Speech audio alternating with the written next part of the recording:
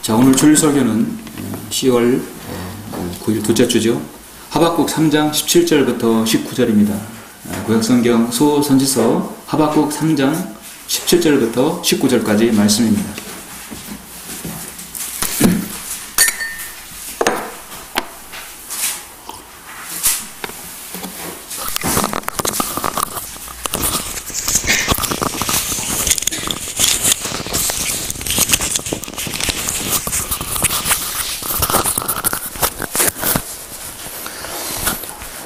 구약성경 하박국 3장 17절부터 19절 봉독해 올리겠습니다.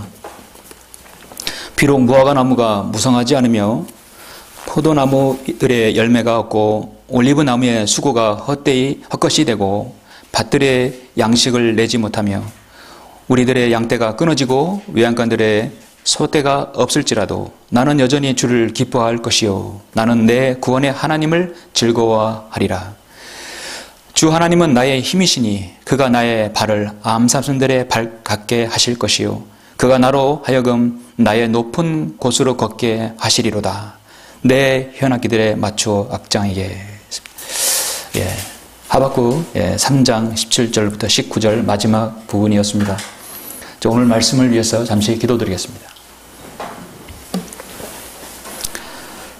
존귀하시고 영화로우시며 모든 피조물로부터 찬양과 경배를 받으시기에 합당하신 아버지 하나님 감사드립니다. 하나님의 위대한 구원 계획으로 인하여 예수 그리스도의 보혈로 구원받고 하나님께서 우리에게 주신 바른 말씀을 통해서 주님의 영과 진리 가운데서 주님을 바로 섬기며 경배드릴 수 있도록 인도하심을 감사합니다. 주님은 또한 저희들의 생애를 하나님의 섭리 가운데 자상하게 인도해 주심으로 우리가 어려울 때나 슬플 때나 기쁠 때나 그 어느 때라도 주님을 기쁘시게 하며 오직 하나님을 기뻐하고 주님을 통해서 영광 돌릴 수 있도록 인도하심을 감사합니다. 우리는 오늘 하박국 3장을 오늘 본문 말씀을 통하여서 우리에게 주시는 영적 교훈이 무엇인지 바른 진리의 말씀이 무엇인지 알기 원합니다. 성령님께서 여기 있는 성도들의 마음들을 일일이 헤아려 주시고 잘 일깨워 주셔서 말씀을 습득하고 이해하며 은혜와 진리가 충만한 하루로 또 귀한 말씀으로 저희들을 적셔 주시길 원합니다. 말씀을 전파하는 제가 저희 입술을 주님께서 주장해 주시고 성도들에게 밝히 정하고 오류 없이 설교할 수 있도록 주님께서 인도해 주시길 원합니다. 모든 말씀을 주 예수 그리스도 이름으로 기도드렸습니다. 아멘. 오늘 주일 설교의 말씀은 그래도 주를 기뻐할 것이요 라는 제목입니다. 그래도 주를 기뻐할 것이요. 그래도란 말은 앞에 상황이 썩 좋지 않은 상황일 수도 있죠. 저는 이 오늘 주일 설교에 부제를 하나 붙이자면 참 그리스도인의 기쁨이라는 부제를 붙이고 싶습니다. 우리들이 살아가다 보면 전혀 예상하지 못하고 상상하지 못하는 어려움들이 때론 우리 삶에 엄습해 올 수 있습니다. 여러분의 개인도 또 교회도 또 가정에도 또 여러분이 속한 구성원의 그곳에서도 마찬가지입니다. 심지어 국가도 마찬가지입니다. 어려움에 봉착할 때가 있습니다. 그리스도인이 어려움에 봉착하면 가장 먼저 어떤 자세가 나오죠? 큰일 났다. 큰일 났네. 늘 이게 달고 다니는 사람들이 있어요. 근데 우리는 그렇지 않습니다. 주님께서 이 사건 이렇게 된 것은 무슨 의미일까? 자신을 되돌아보게 되고 자신의 혹시 죄가가 없는지 또 하나님께 책망받을 분이 없는지 돌아보게 됩니다. 이것이 바로 구원받은 사람과 구원받지 않는 사람의 차이겠죠. 우리는 어려움을 당할 때 기도하게 되면 그 기도가 속히 응답돼서 즉각적으로 해결되면 얼마나 좋겠습니까마는 우리의 모든 기도들이 그렇게 늘 바로바로 응답되는 것은 없습니다. 왜냐하면 하나님의 때가 있기 때문입니다. 암담하고 고난이 오고 참담한 현실이 느껴진다 하더라도 하나님께서는 때로는 우리를 기다리게 하고 계십니다. 물가에 내놓은 어린 아이들이 늘 부모는 걱정이 되죠. 하나님께서 자신의 자녀가 세상에 놓여 있을 때 얼마나 하나님께서는 우리를 염려 가운데서 또 우리 보살핌 날개 아래 품어주십니까? 저 성도가, 저 아들이, 저 자매가, 저 형제가 저기서 가면 안 되는데 늘 이렇게 걱정을 합니다. 걱정한다는 것은 우리를 위해서 계속해서 중보한다는 것이죠. 우리가 믿음의 신앙이 얕은 사람이 있고 깊은 신앙이라는 것은 무엇입니까? 우리 물가를 가면은 발목에 가고 더 깊이 가면 무릎에 가고 허벅지 가고 허리에 가고 더 깊이 들어갈수록 목에 잠기게 되죠. 그런데 우리의 신앙은 계속해서 더 깊은 신앙으로 가야 되겠죠. 참 신앙, 깊은 신앙, 참 그리스도인의 기쁨은 어디서 나올까요? 즐거워할 일이 있을 때만 즐거워하고 또 기뻐할 일이 있을 때 하나님께 영광을 돌린다면 그것은 얕은 신앙이겠죠. 자승자박이라는 말이 있습니다. 자기가 쳐놓은 그물, 자신이 쳐놓은 함정에 자기가 빠지는 것이죠. 인간은 스스로 자신이 죄인임을 알지 못하고 죄를 짓고 그 죄로 인해서 넘어져서 결국 자신의 인생이 황폐화되는 것을 알지 못하고 그냥 넘어지는 것입니다. 결국 자신의 인생을 저주하고 원망과 불평과 탄식함으로써 스스로 인생을 마감하는 경우도 있습니다. 얼마나 비참한 생입니까? 요즘에는 더 많은 것들을 느끼게 돼요. 사람이 한 번 죽으면 다시 태어날 수 없다는 사실. 그러므로 이렇게 정말 우리 그리스도인이 보기에 하나님의 뜻 가운데서 우리 사는 지금의 생활은 너무도 좋습니다. 다만 세상의 정보와 세상의 모든 어떤 권력으로부터 우리가 섬기는 하나님, 우리의 신앙의 자유가 우리가 박탈당하지 않는 한 우리는 지금 이 세상에서 주님을 영화롭게 할 수 있는 그 특권이 있는 것이죠. 구원받지 않은 세상은, 사람들은 세상을 낙원같이 보여지자도 우리는 그것이 바로 죄악의 현실입니다. 우리가 우리 생을 지금 가지고 있는 이 시간, 앞으로 남은 얼마나 생이 남을지 몰라도 그 생애 동안은 여러분의 삶에 진정한 의미와 즐거움이 있기를 원하는 것이죠. 감사를 잃어버린 사람은 늘 원망과 분노하고 살아가게 됩니다. 명문대생 4학년이었던 어여쁘던 여학생이 있었습니다. 그녀는 2000년 7월 30일, 지금부터 16년 전에 불의의 교통사고로 전신의 55%의 3도 화상을, 중화상을 입었어요. 얼굴부터 해서 팔, 다리 대부분을 이제 교통사고 나면, 요즘에는 불이 거의 안 나든다면 과거에는 그렇게 또 어려웠었죠. 사고 나면 화상에, 차에 화재가 나올 수 있어요. 이 여인은 젊었을 때 그렇게 사고 난 이후로 화상을 입어서 7개월 동안 11번의 대수술을 받았습니다. 가진 여러 가지 피부 이식을 받았고, 그리고 수술한 난 다음에 그녀의 얼굴은 보통 사람이 가까이서 얼굴을 보기에 추한 아주 흉측한 얼굴이었습니다. 그러나 그녀는 그 누구보다도 주님의 사랑을 많이 받은 사람이라고 지금 간증합니다. 그 사람은 이지선 씨입니다. 저는 이 자매가 참 구원받은 그리스도인이라고 저는 여겨집니다. 이 사람이 간증하는 걸 좀 들었습니다. 불의의 교통사고를 당했음에도 불구하고 나는 늘 주님께 감사합니다. 왜 감사하냐? 짧아진 8개의 손가락을 쓰면서 사람에게 손톱이 얼마나 중요한지를 그때서야 알았다는 것이죠. 간신히 엄지손가락이 남았는데 그 엄지손가락으로 1인 10역을 감당하면서 글을 쓰고 만지고 그걸로 모든 일을 하는 거에 대해서 이 엄지손가락이 너무도 감사하다. 사람이 눈썹이 얼마나 중요한지를 그때야 알았다. 화상을 입어버리면 그 살이 없어져 버렸기 때문에 더 이상 눈썹이 나지 않지요. 눈썹이 없어서 무엇이든 여과 과정 없이 눈으로 들어가는 것을 경험하면서 사람에게 작은 눈썹이 얼마나 필요한지를 그때서야 알게 되었다. 여러분, 눈썹은 그래서 뭐 흘러내릴 때 눈으로 들어가지 않도록 막아주는 역할, 아름다운 미적 그보다도 사람에게 이렇게 좋은 나쁜 이물질이 눈에 들어가지 않게 하는 역할이라는 것이죠. 그때서야 저도 알았어요. 막다기처럼 되어버린 내 오른팔을 쓰면서 하나님께서 왜 관절을 만들어서 구부러지도록 하셨는지 나는 그때서야 알았다. 손이 귀까지 닿는 것이 얼마나 중요한지를 그때서야 깨달았다는 것입니다. 자, 감사를 찾자면 한도 끝도 없죠.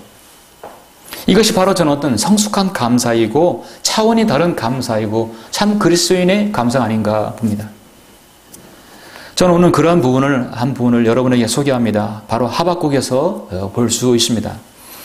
근데 이 하박국은요, 여러분 소선지서는 예수 그리스도의 초림과 특히 재림에 대해서 많은 예언들을 하고 있습니다.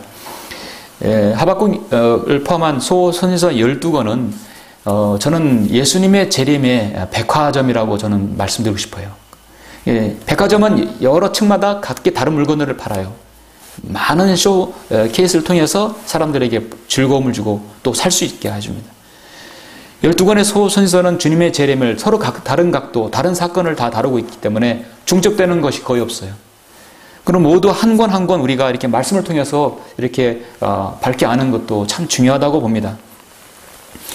히브리어로 구약 성경은 이 선지서를 나흐빔이라고 합니다. 여러분 이제 선지서라고 한다면 전 선지서와 후 선지서로 나누는데요. 여러분 성경 강좌에서 배웠다시피 전 선지서는 여호수아, 재판관기, 사무엘상하, 열왕기상하가 이제 역대기상하가 포함됩니다. 한마디로 우리가 일명 역사서죠. 역사서를 전 선지서로 합니다. 왜냐하면 그 시대에 선지서가 있었기 때문에. 후 선지서는 이사야부터 말라기까지입니다. 그래서 이 후 선지서를 이사야부터 말라기가 너무 분량이 많으니까 분량이 많은 부분 이사야부터 다니엘까지는 대선지서로 나누고 그 다음에 호세아부터 말라기까지 12권을 소선지서로 나누는 것입니다. 그래서 우리가 지금 보는 하박국 3장 분량이 짧죠? 바로 소선지서의 한 부분입니다. 대선지서든 소선지서든 그들의 어떤 분량에 따라서 나누는 것이지 하나님을 사역을 향한 어떤 수행 능력이 모자라서 이렇게 뭐 메이저, 마이너 그렇게 나누는 것이 아니죠. 선지자들은 그 시대에 있어서 하나님의 특수부대들입니다. 오늘날 그린배다나 공수부대, 해병대 같은 사람들이에요.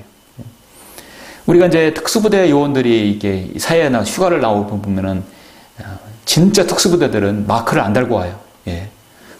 그런데 과거에 저도 이제 군대를 20여 년 전에 갔다 올 때 보면은 휴가를 나오거나 제대를 하게 되면 군복에다가 많은 마크들을 달고 나오는 걸 볼 수 있습니다. 더 뭐라도 하나 더 달라고요. 더 하나 단다는 얘기는 군대 갔다 오시면 아시겠지만 더 많이 고생을 했다는 얘기거든요. 낙하산 마크 달았다는 얘기는 그만큼 낙하산 비행기 많이 뛰어내렸다는 얘기고 뭐 하나 달면 달수록 저 사람은 고생 너무 많이 해왔구나 하는 것이죠. 아무것도 없이 계급과 명찰만 달고 온 사람은 아주 단순하게 군대 생활을 할 수 있죠. 나 군대에서 고생 많이 했어 자랑하려고 하나도 달고 오는 거예요. 선제들의 유니폼에는 하나님의 특수부대 요원임을 상징하는 마크들이 다 있어요. 보이지 않는 마크들입니다. 그들에게는 항상 고난이라는 마크를 달고 다녔어요. 참호를 파기도 하고 벌거벗고 다니기도 하고 너는 창녀와 결혼했고 호세아는 하나님께서는 에스겔을 아내를 잃게 했었고 뺨을 얻어맞기도 했고 진흙 감옥에 들어가기도 했고 목숨을 구하기 위해서 도망쳤고 또는 고래 뱃속에도 들어가게 했고 돌로 얻어맞게 했고 십자가에서 처형도 당했고 어린아이에게 조롱도 당했습니다. 심지어 목베임을 당한 선지자도 있습니다. 구약의 마지막 선지자 바로 침례인 요한은 목베임을 당했죠. 하박국도 그렇습니다. 하박국은 다른 성경의 다른 명칭이라고 한다면 성경의 다크호스입니다. 우리가 다크호스,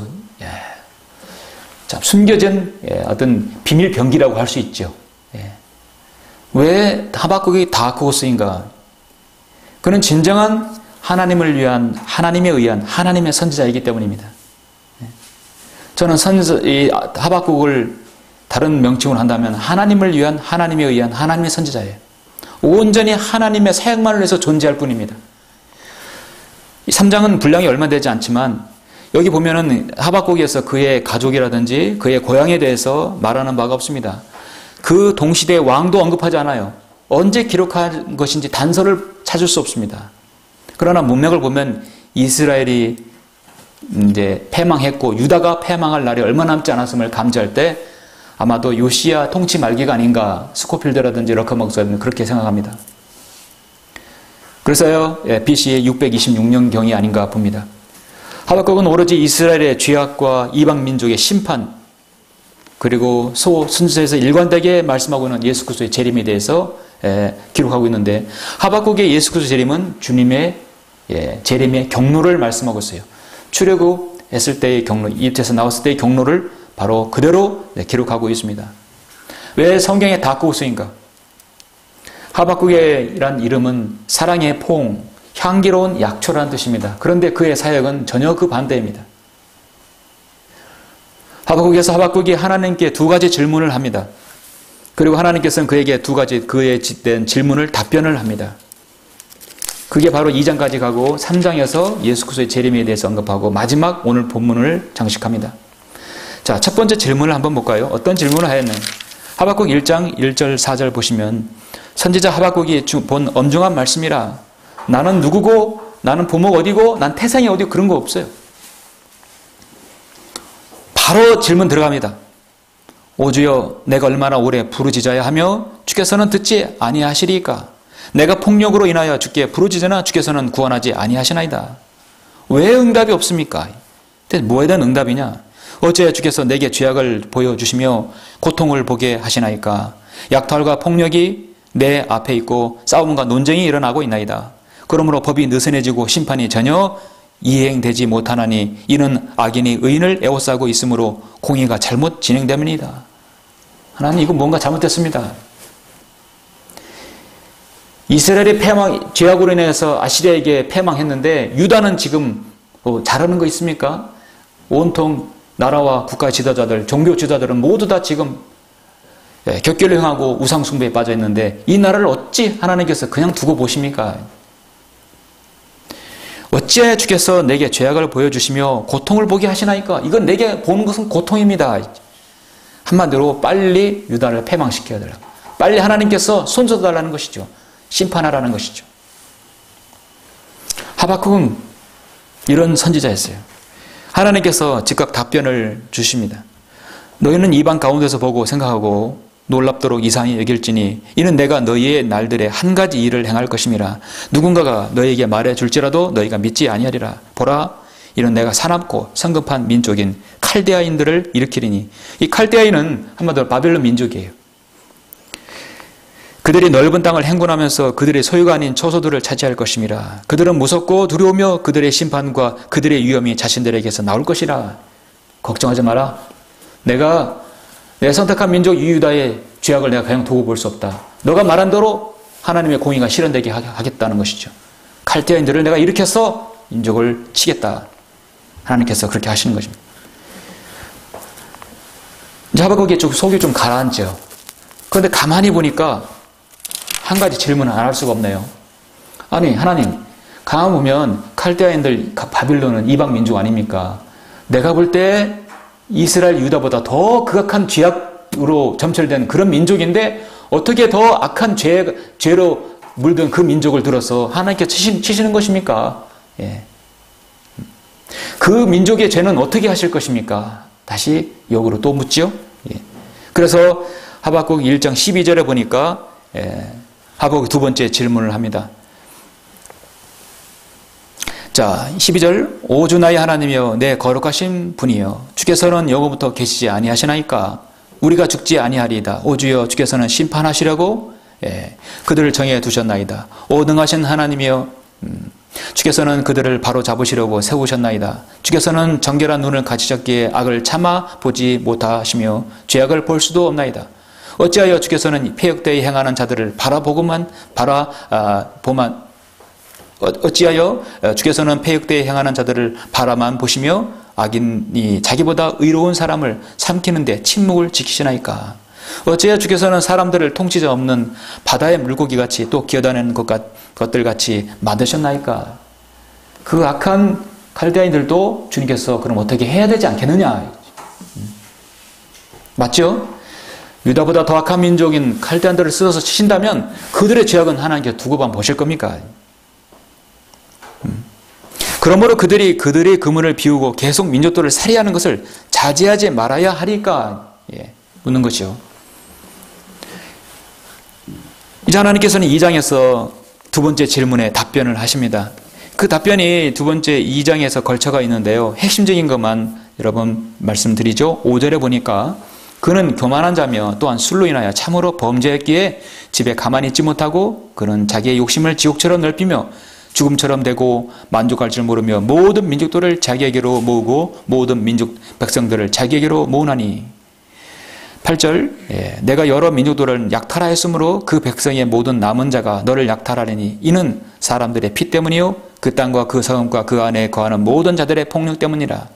자기 집을 위하여 악한 탐심을 내는 자에게 화가 있으리니 이는 그가 자기 둥지를 높은 데다 틀어 악한 세월로부터 구해냄을 받으려 함이라. 12절 보니까요. 피로 고을을 건설하고 쥐약으로 성읍을 세우는 자에게 화가 있도다. 14절 마치 물이 바다를 덮음같이 땅의 주의 영광이 지식으로 가득 차리라. 이거는 뭐 나중에 재림과 관련 건데 말씀이지만 전체적인 문맥이 뭐냐면 내가 그 칼데아 민족도 하나님께서 내가 치고 내가 다스리겠다는 것이죠.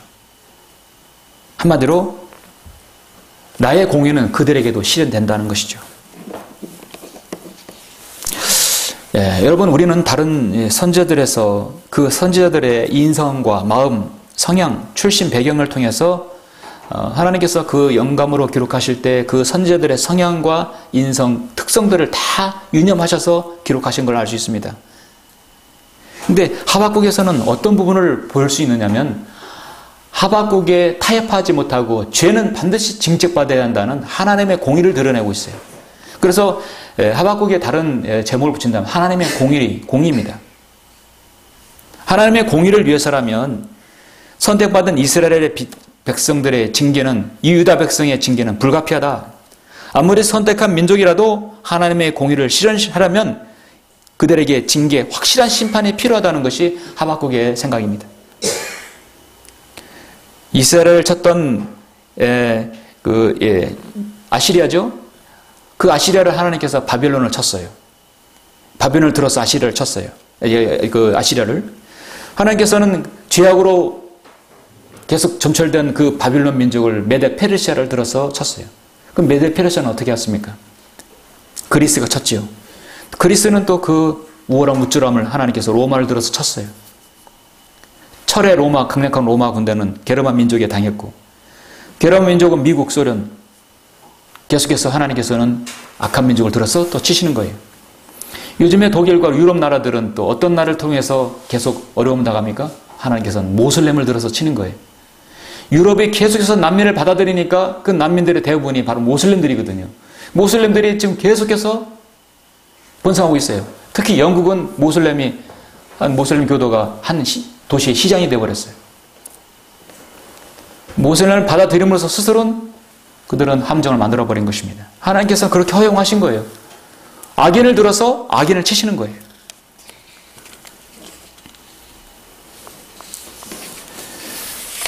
어떻게 보면 하박국은 비애국자이고 나라도 생각하지 않는 그런 사람으로 오해할 수 있지만 사실은 그렇지 않습니다.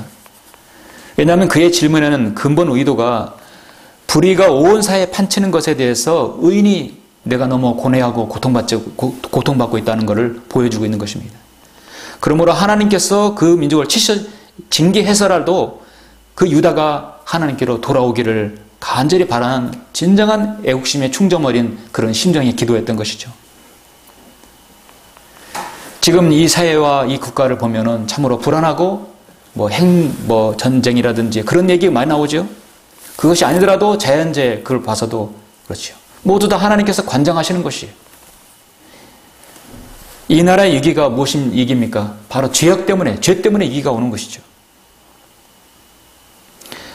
물론 죄와 하나님의 공의는 심판은 분리되어야 한다는 것이 모든 선자들의 일관된 신앙인 것이죠.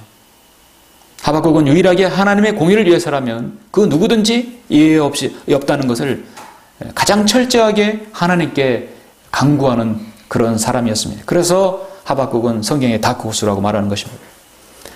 3장에서는 예수님의 재림에 대해서 그 여정에 대해서 제시하고 있어요.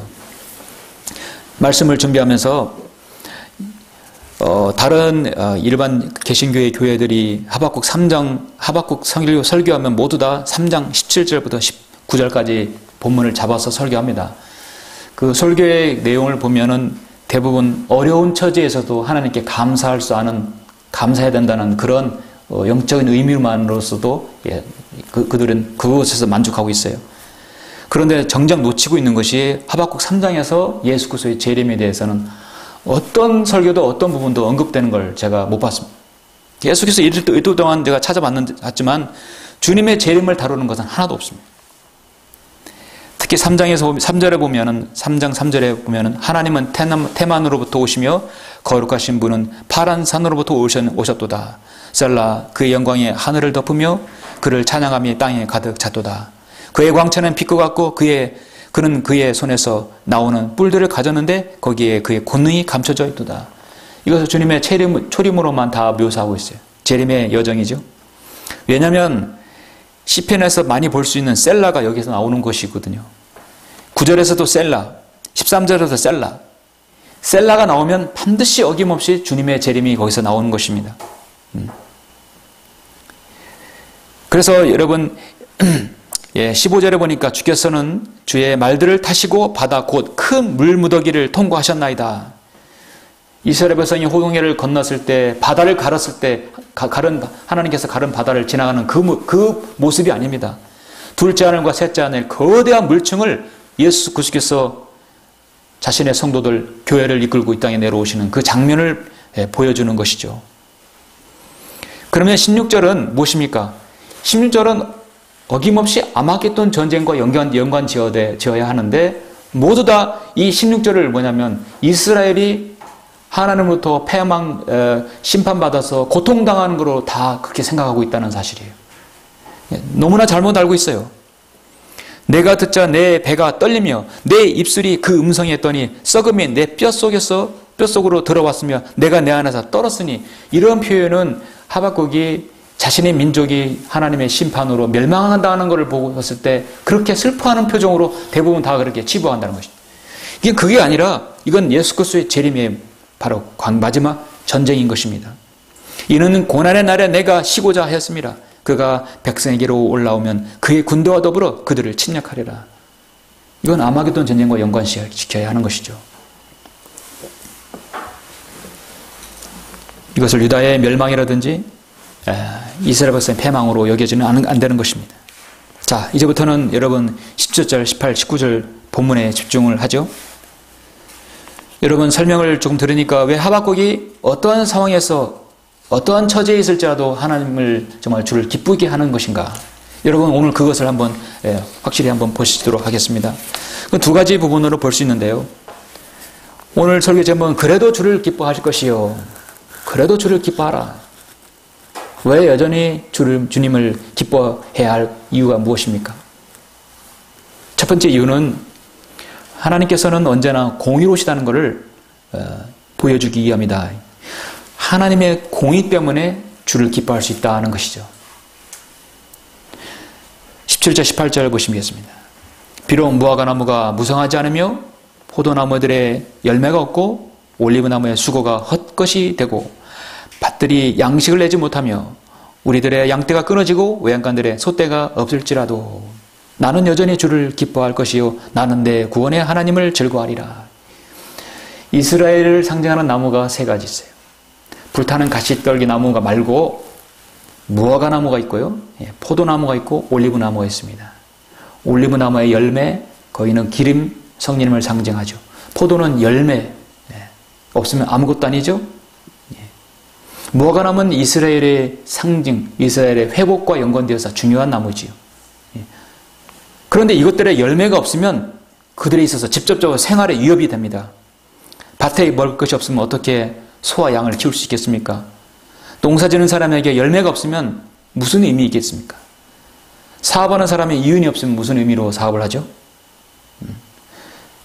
자신의 하나님께서 주 안에서 자녀들을 양육을 했는데 양육한 자녀들이 곁길로 벗어난다면 얼마나 그거 힘이 빠지는 일입니까? 그런데 하박국 선지자에게는 이런 것들이 아무것도 없었어요. 정말 최악을 상태를 맞이하고 있는 것입니다. 무화과 나무가 무성하지 않고 포도나무에 열매가 없고 올리브나무의 수고가 헛것이 된다면 그 나무들은 아무 쓸데기 없는 것이에요. 그래도 나는 여전히 주를 기뻐할 것이요 나는 내 구원의 하나님을 즐거워하리라. 제가 말씀을 준비하면서 깜짝 놀란 것이 있어요. 28절에서 하나님 말씀이 변개가 되었다는 사실입니다. 저는 이렇게 우리가 이렇게 바른 말씀을 통해서 보면 주를 기뻐한다는 말씀이 여기 있는 하박국 말고 시편에도 있고 느헤미야도 있거든요. 많은 말씀이 있잖아요. 5번인가 6번 나오는데 그중에 여기서 나오고 시편에서 2번 나와요. 그러니까 여러분 주를 기뻐하라는 뜻이 무엇입니까? 당연히 이 부분은 뭐 변개가 안 됐겠지. 다만 주가 여호와로만 바뀌었겠지 생각했어요. 그런데 엄청난 변개가 이루어졌다는 사실이. 개역 개정판에는 나는 여호와로 말미암아 즐거워하며 나의 구원의 하나님으로 말미암아 기뻐하리로다. 여러분 어떻게 변개되었습니까? 아무것도 변개 안 된다고 생각하셔요? 주가 여호와로만 바뀌었다고 생각하십니까? 여러분 주체가 바뀌었어요. 개역 개정판 개역 성경에는 나는 여호와로 말미암아 즐거워하며 누가 즐거워하는 거예요? 여호와로 말미암아 내가 즐거워하는 거예요. 나는 구원의 하나님으로 말미암아 기뻐하는 내가 누가 기뻐하는 거예요? 자신이 기뻐하는 거예요. 우리는 하나님을 기쁘게 하는 삶입니까? 나를 기쁘게 하는 삶입니까? 하나님을 기쁘게 하는 삶이에요. 여기 바로 성경 보시면 나는 여전히 주를 기뻐할 것이요 나는 내 구원의 하나님을 즐거워하리다. 기뻐하는 주체가 하나님이죠. 그러죠? 예, 기뻐하는 주체가 즐거워하고 기뻐하는 것이 하나님께서 기뻐하고 즐거워해야 하는 것입니다.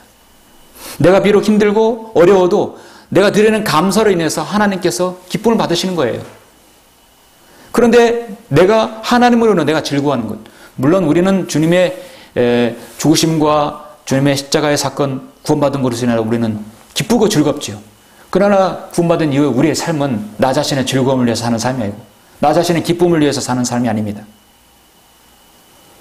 하박국 선자는 자신이 바라는 것이 응답에 되어서 기뻐하는 것이 아니었습니다. 하박국의 감사와 기쁨의 근원이 바로 하나님이라는 사실입니다.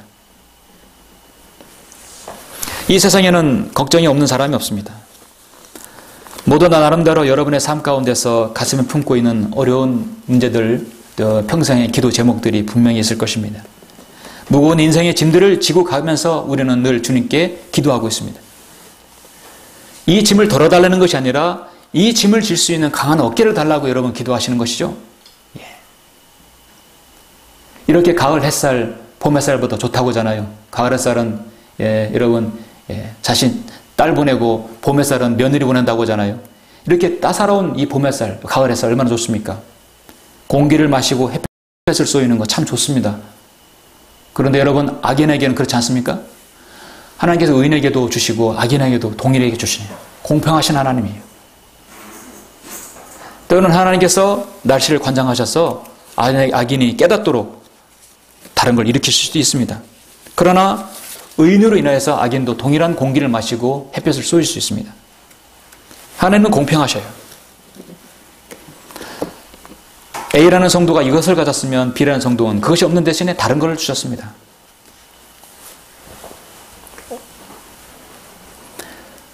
공의로우신 하나님께서는 또 깨질 수 없는 위대한 힘을 가지고 계십니다. 공평하신 하나님이지만 또 공의로우신 하나님이.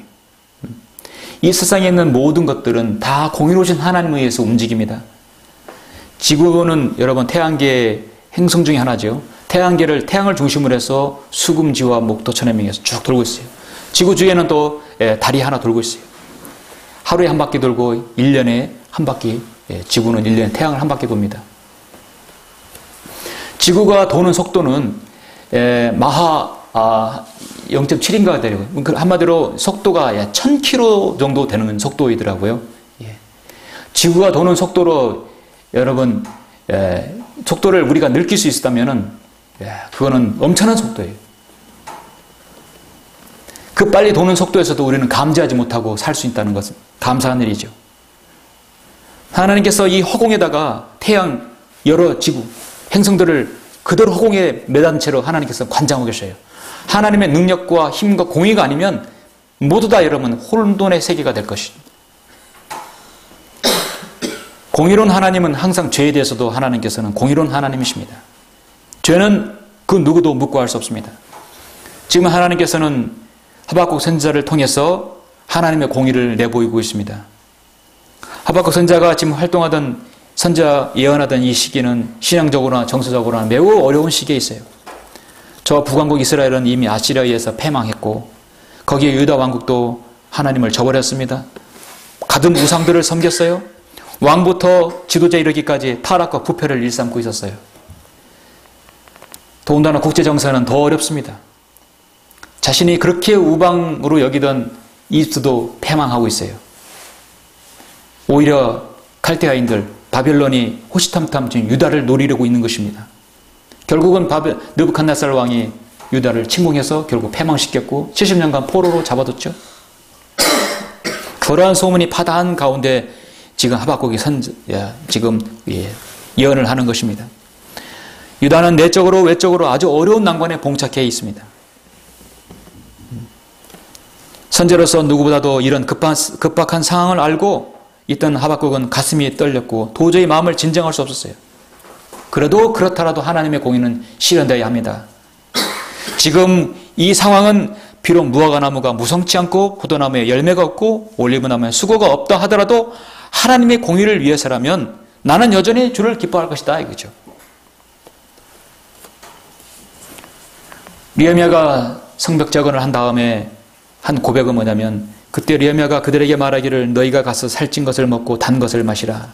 그러나 아무것도 준비하지 아니한 자들에게는 그들의 몫을 보내라. 이는 오늘이 우리 주께 거룩한 날임이니 너희는 슬퍼하지 말라. 이는 주를 기뻐함이 너희의 힘이기 때문이라. 주를 기뻐한다는 말을 처음 느헤미야에서 기록되어 있습니다.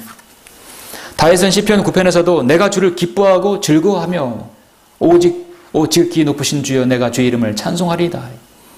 여러분, 그러니까 주를 기뻐한다는 얘기는 내가 주님을 위해서 기뻐하는 것보다도 주님께서 나로 인하여서 나의 감사와 나의 불평하지 않는 나의 믿음으로 인해서 하나님께서 기쁨을 얻는 것이에요. 여러분이 하나님 앞에 갔을 때 그리스도의 심판서가에서 상급과 면류관을 받으면 그 면류관은 다시 주님께 던져서 영광을 돌리는 것이죠. 그 영광은 내가 차지하는 것이 아니라 시편 37편 4절에서도 주를 기뻐하라.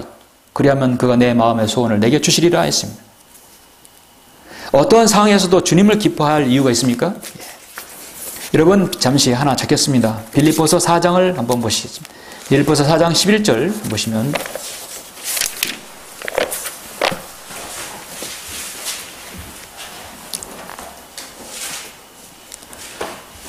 빌립보 4장 11절 내가 궁핍함으로 말하는 것이 아니니 이는 내가 어떤 처지에서도 스스로 만족하는 법을 배웠기 때문이라.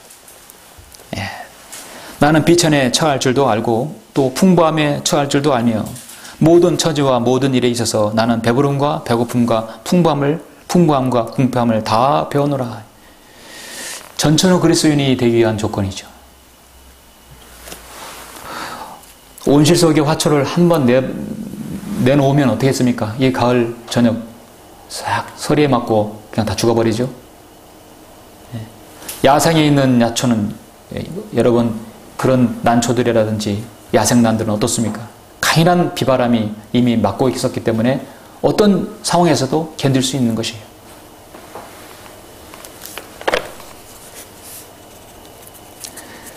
우리 그리스도인이 고난과 어려움에 처해져 있을 때 그것은 하나님께서 나를 훈련시키기 위한 과정이고 또 하나님을 주를 기쁘게 할 수 있는 좋은 기회임을 우리는 알 수 있죠. 그렇게 생각하는 성도가 성숙한 성도이죠.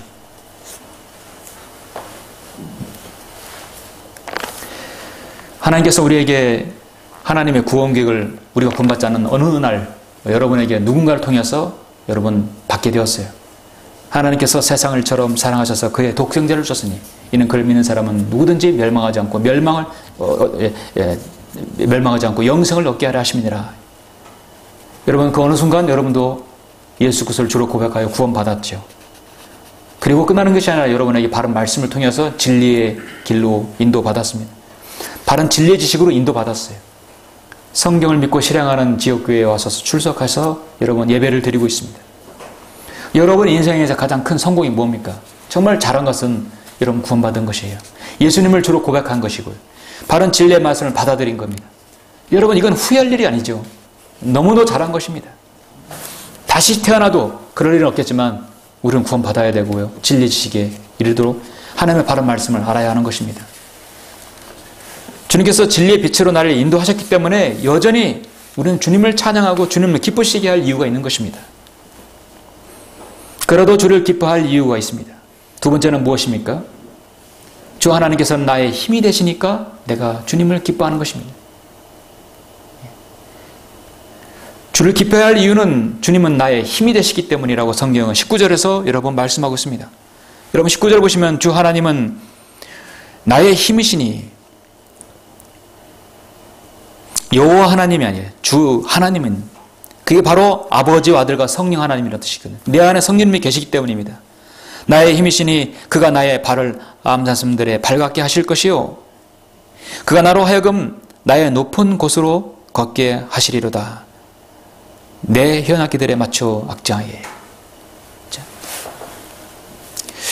여러분 곰곰이 한번 생각해 보시면 왜 여기서 암사슴이 나올까? 주님은 나의 힘이시니 그가 나의 발을 암사슴 발 같게 하실 것이요, 그가 나로 하여금 높은 곳으로 걷게 하시리라. 여러분 사슴은요 본래 앞다리가 짧고 뒷다리가 깁니다. 그래서 이런 평지에서 이런 맹수들의 먹잇감이 되기가 쉬워요. 왜냐하면 앞다리가 짧기 때문에 평지에서는 달리기를 쉽게 빨리 달리지도 못하고 오래 달리지 못해요. 짧기 때문에. 앞다리가 짧기 때문에 이제 풀을 뜯어먹는 건 쉽지만 진짜 유리한 건 뭐냐면 산에 올라가는 것은 따로 잡을 수가 없어요.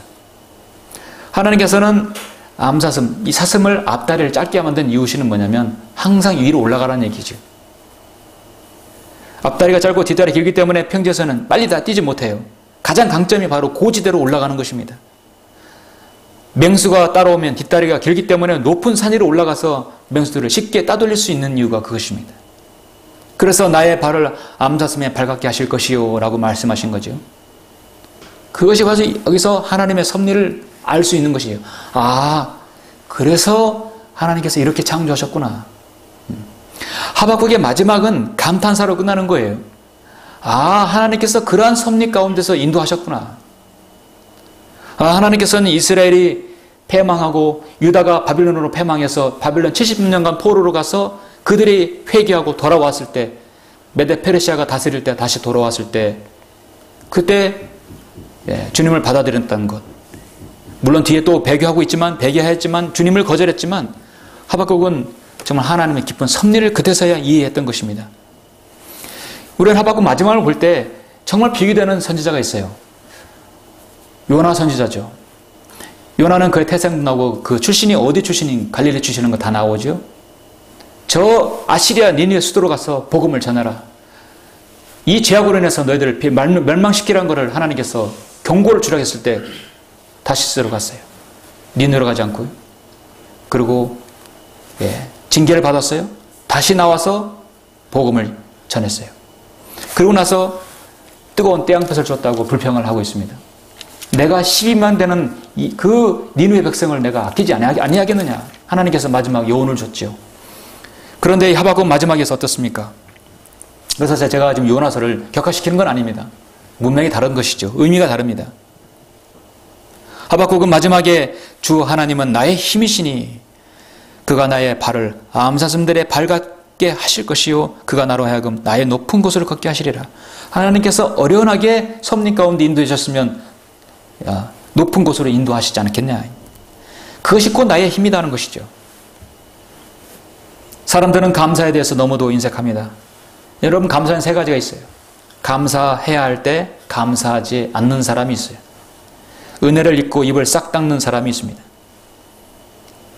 어떻게든 우리 그리스도인은요, 자신에게 은혜를 끼친 사람에게 잊지 말아야 합니다. 혹시라도 내가 은혜를 입었는데 내가 사람이기 때문에, 망각 때문에 까먹을 수 있어요. 그럼 지적해주면 우리는 고마운 거예요. 아, 알려줘서 고맙다.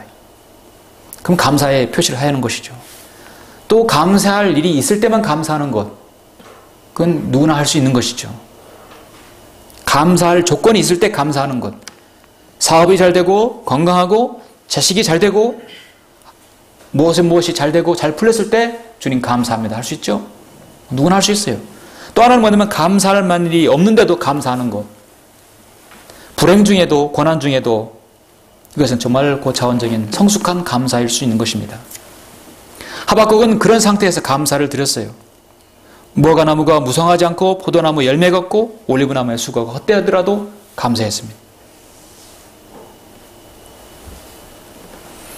앞다리가 짧아서 평지에서는 사냥의 먹잇감이 될 수 있지 몰라도 산에 올라가면 앞다리가 짧아서 오히려 산에 올라 높은 곳으로 오를 수 있어서 더 감사하다는 것이 하박국의 감사인 것입니다.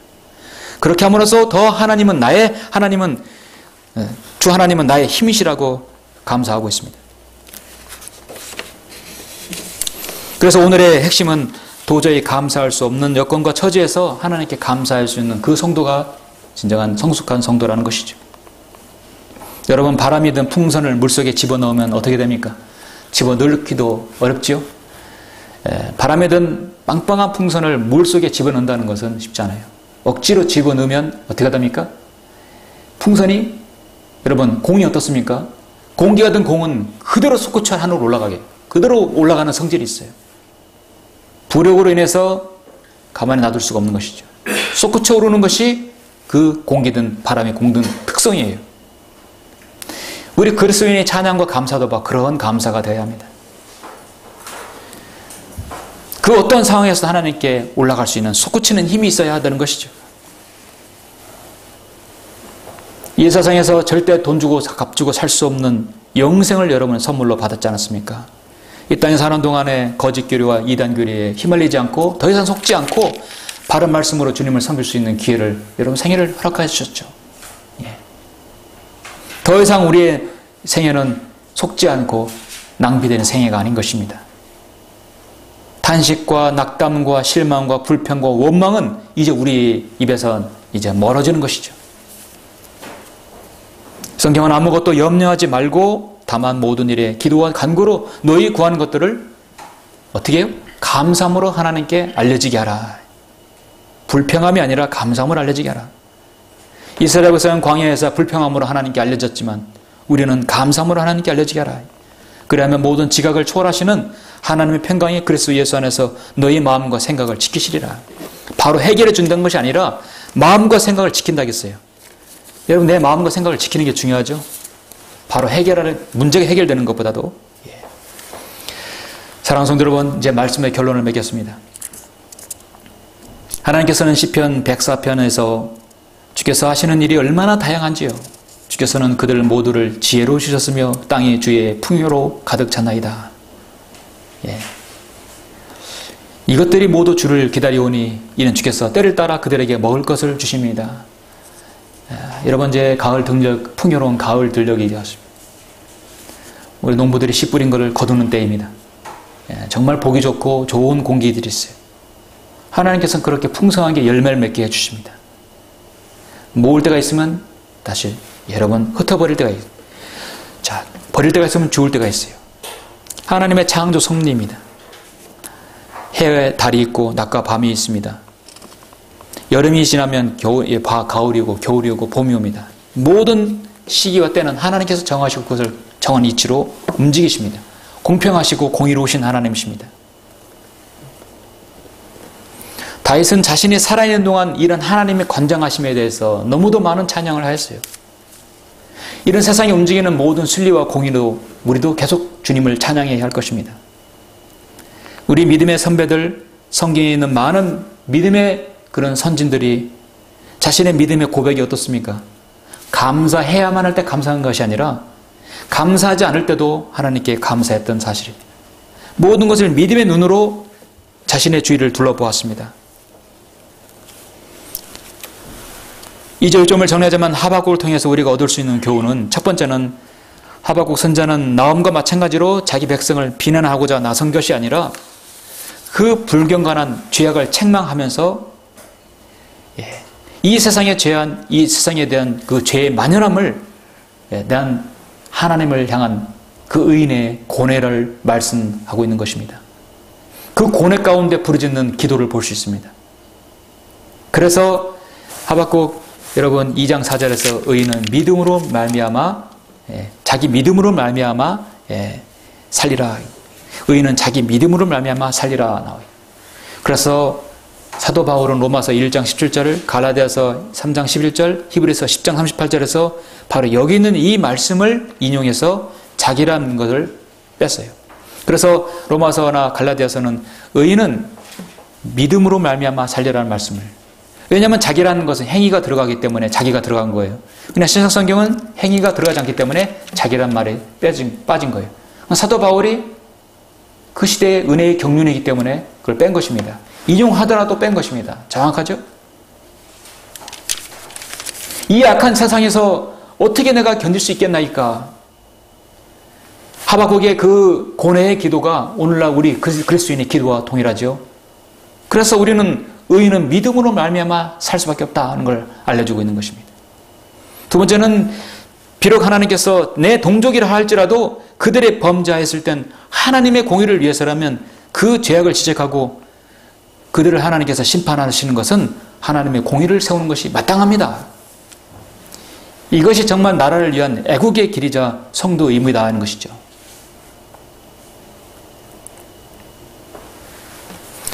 세 번째는 하나님께서 우리가 범죄하고 회개하지 않을 때는 악인을 사용해서라도 그 죄악을 하나님께서 징책하신다는 것이죠.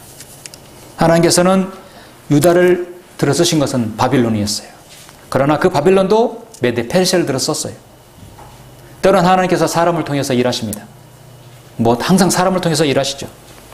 왜냐하면 우리 그리스도인이 잘못했을 때 하나님의 영광을 계속 가려버리게 내버려 둘 수는 없기 때문입니다. 그래서 깨닫도록 다른 사람을 통해서 깨닫도록 해주시는 것입니다. 마지막 네 번째는 그 어떤 상황에서도 감사할 줄 아는 자족할 수 있는 그리스도인의 모습을 보여주고 있습니다. 여러분 모든 성도들이 주님께서 오실 그날까지 그런 영적 교훈으로 또 어떤 상황에서도 주님께 감사드리는 그런 성도들이 되시길 간절히 바랍니다. 기도하시겠습니다.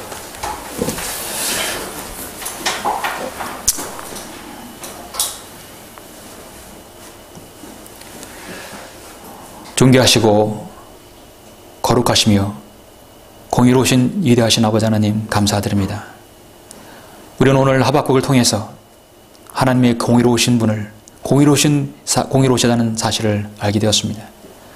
하박국이 얼마나 자신의 민족 유다 백성을 사랑했고 그들을 아꼈는지 알 수 있습니다. 그러나 죄악으로 만연한 그 세상을 보면서 하박국은 하나님께 간절히 기도합니다. 죄는 묻고 알 수 없고 하나님의 공의로운 심판을 필요하다는 것을 역설했습니다. 하나님께서는 그 기도에 응답하셨고 또 그렇게 하셨습니다. 우리는 오늘 하박국을 통해서 귀한 영적 교훈을 얻게 됩니다. 하나님께서는 자신의 자녀들의 죄를 두고 볼 수 없습니다. 그러나 우리가 하나님께 자백하면 용서받을 수 있고 예수 그리스도께서 흘리신 그 보혈의 근거 아래 우리가 자백하면 하나님께서 다시 한번 교제해 주시고 그 막힌 담을 헐어버리신다는 사실을 알 수 있습니다. 그 어떤 상황에서도 자족하며 감사할 줄 아는 그런 영적 교훈을 우리가 또 얻었습니다. 오늘 이 하박국 말씀을 통해서 여기는 모든 성도들이 그런 성숙된 믿음과 신앙으로 살 수 있도록 주님께서 인도하여 주십시오. 지금의 나의 영적 상태를 자신을 한번 가늠해 볼 수 있는 좋은 기회입니다. 더욱더 주님과 밀착되고 하나 되는 귀한 시간 될 수 있도록 주님께서 역사해 주시고 성도들의 각 기도에 주님께서 경청해 주시기를 원합니다. 주 예수 그리스도 이름으로 기도드렸습니다. 아멘.